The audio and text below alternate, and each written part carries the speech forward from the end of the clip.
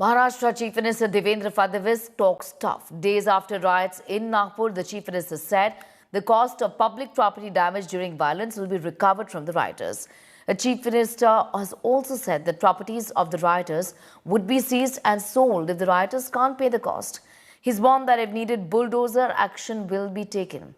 Meanwhile, Maharashtra Deputy Chief Minister Ajit Pawar called himself as brother of Muslims and said that anyone who shows an eye to Muslims will not be spared.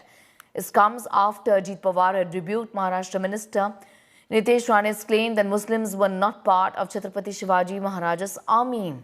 Rane's father and BJP MP Narayan Rane took a jibe at Ajit Pawar and said that he might have rather started a new business to check the eyes of people. ये भी तय हुआ है कि ये जितना नुकसान दंगइयों ने किया है इसका पूरा हिसाब निकाला जाएगा और ये पूरा नुकसान उनसे वसूल किया जाएगा और अगर वो नुकसान के पैसे नहीं भरते हैं तो उनकी प्रॉपर्टी को बेचकर ये नुकसान भरपाई की जाएगी। किसी भी हालत में इस प्रकार से किसी को दंगा करके दूसरे को नुकसान पहुंचाने की इजाजत नहीं दी जाएगी।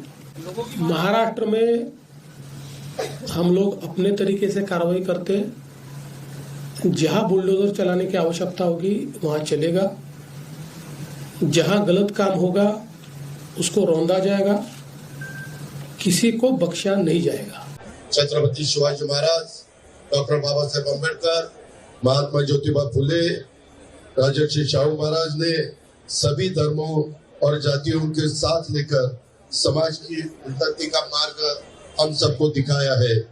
हमें इसी विरासत को आगे बढ़ाना है और किसी भी तरह की समाज विभाजन की ताकतों के बहकावे में न आना है। पवार ने इफ्तार पार्टी रखी थी, उस इफ्तार पार्टी में उन्होंने बयान दिया कि मुस्लिम लोगों पर अगर कोई भी बुरी आंखें डालेगा तो हम उनकी आंखें निकाल लेंगे।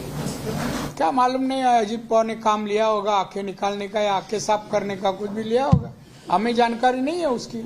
नागपुर की घटना ये सोची समझी षड्यंत्र के तहत साजिश है।